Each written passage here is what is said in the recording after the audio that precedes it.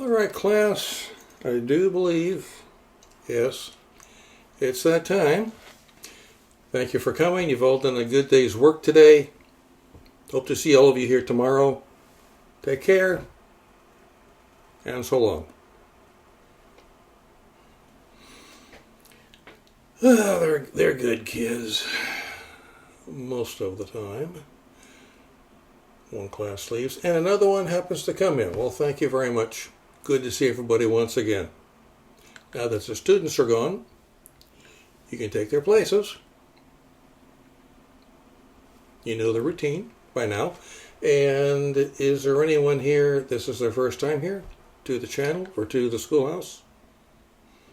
Not this time. That's fine, that's fine. What I'd like to talk to you about today is a little something I ran across that might be of some significance. Or, well, it used to be of some significance back in my day. In your day, you shouldn't have to worry about it. It's antiquated, it's fantasy, and it's quite harmless. But not back in my day.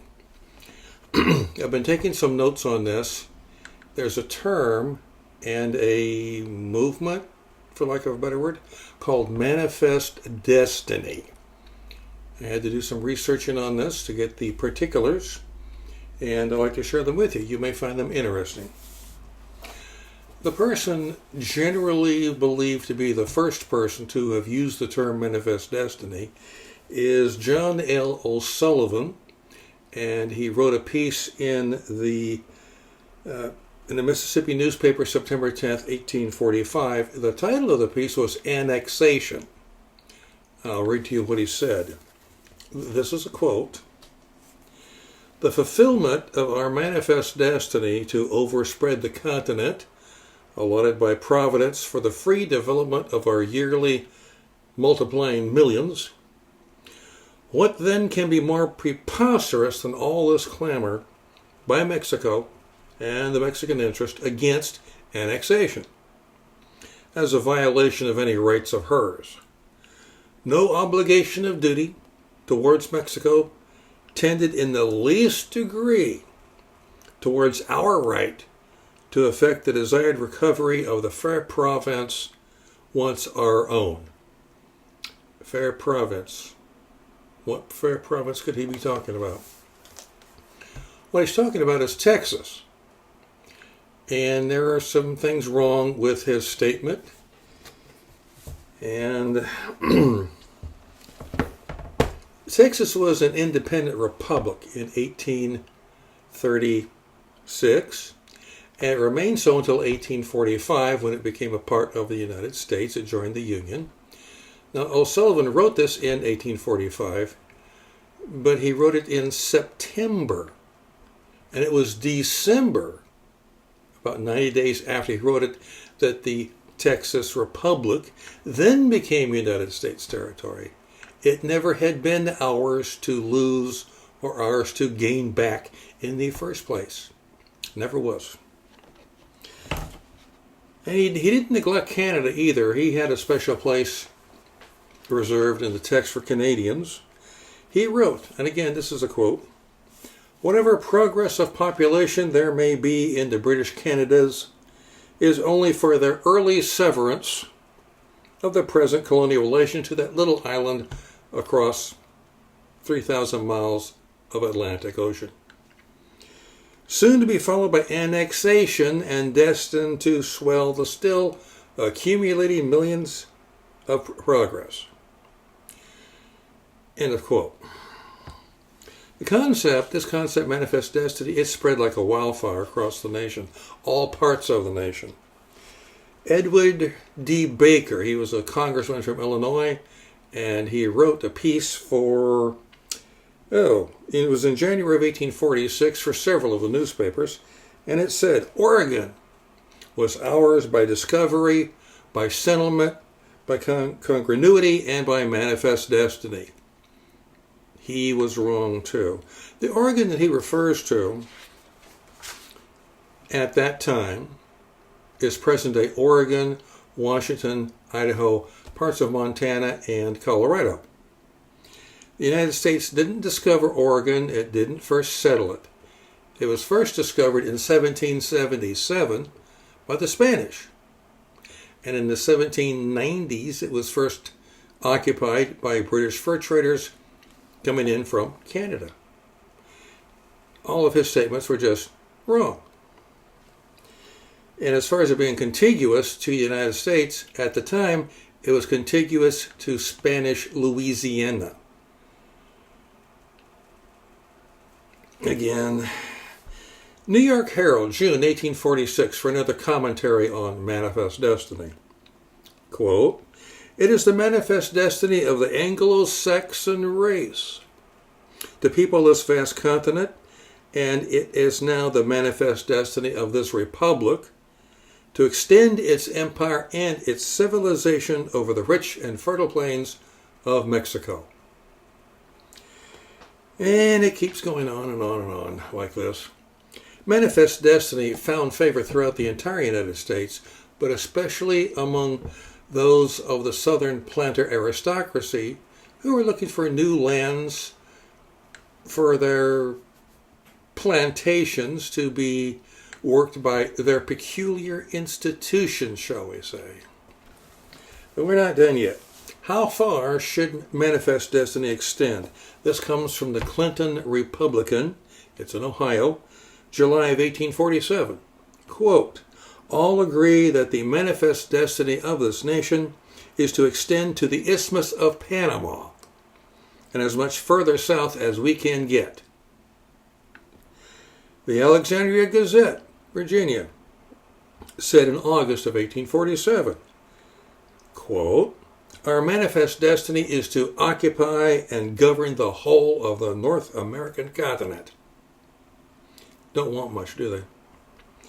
General and future President Zachary Taylor wrote a letter to the Richmond Enquirer, Richmond, Virginia. It was April of 1848, and he said, and I'm quoting, "It is manifest destiny and resistance is useless."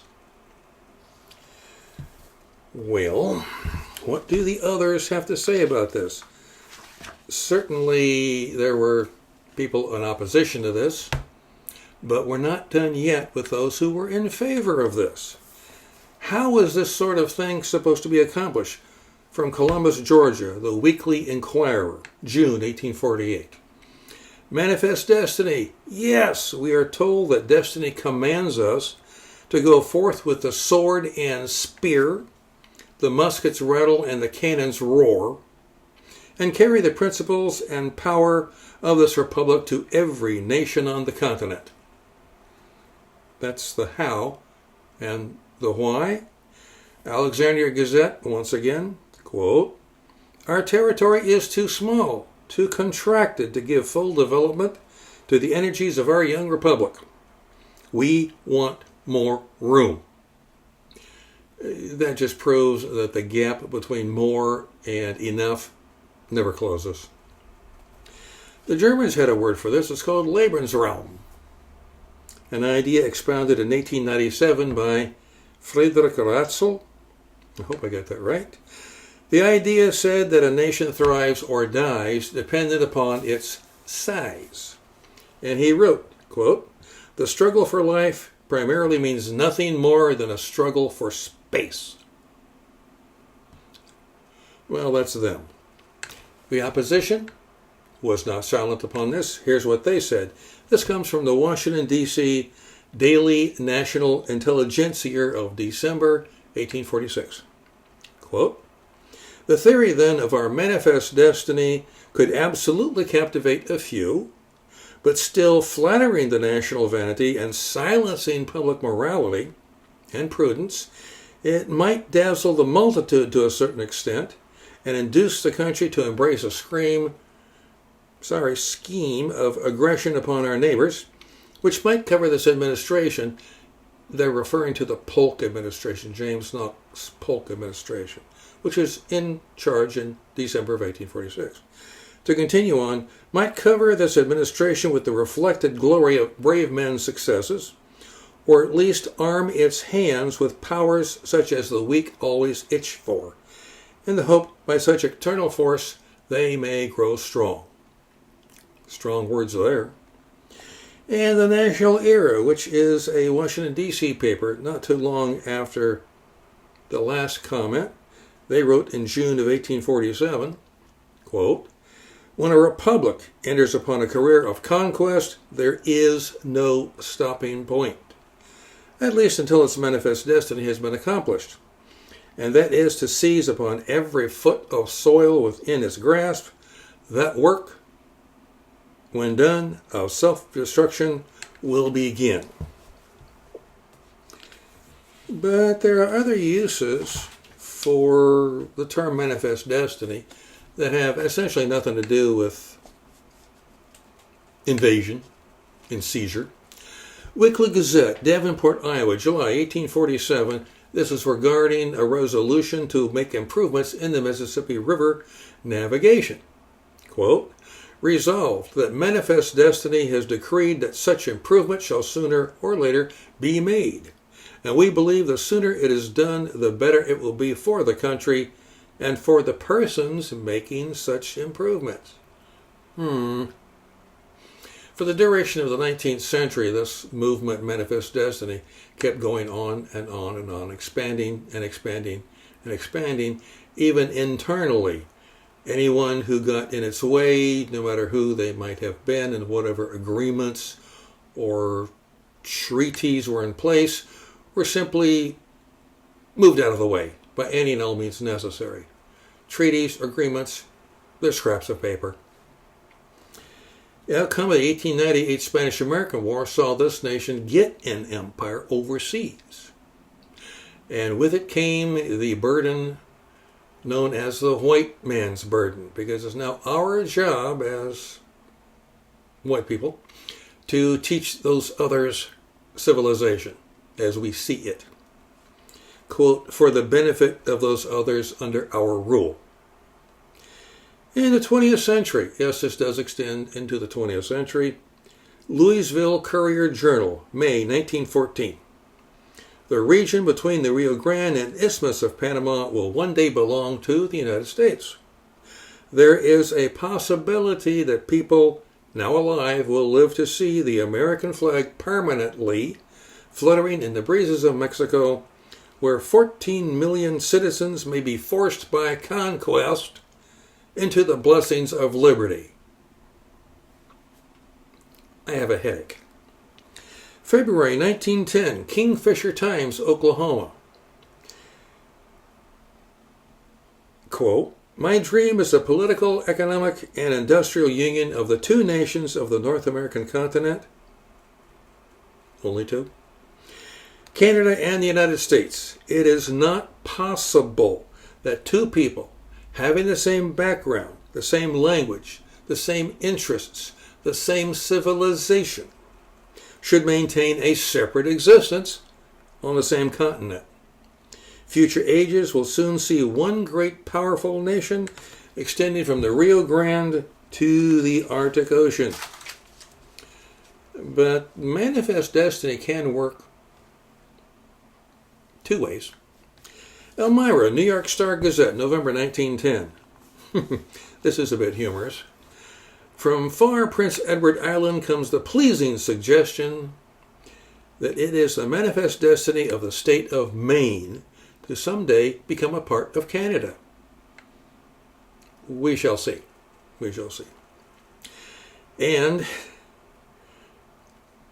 And from the Park City Daily News of Bowling Green, Kentucky, July 1930. Quote, "It is the manifest It's hard to read this without laughing. It is quite funny. "It is the manifest destiny of Highway 31W to be one of the great north and south lines for tourists' travel, serving Mammoth Cave National Monument." All right.